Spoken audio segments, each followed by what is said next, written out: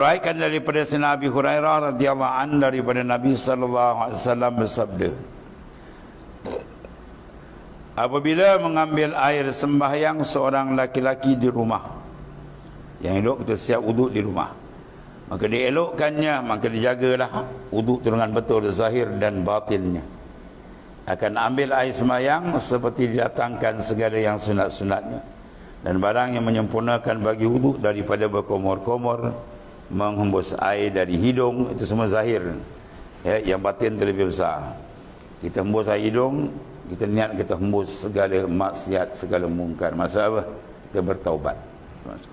Kita basuh muka, taubat daripada anggota muka punya anggota yang ada kuasa muka. Kita basuh tangan, taubat dosa tangan. Kita basuh kepala, taubat daripada kepala fikrah pemikiran tak betul. Kaki kita bertaubat daripada menampak tempat maksiat. Itu besar dan ya. Itu wuduk yang batin, kata Imam Al-Ghazali.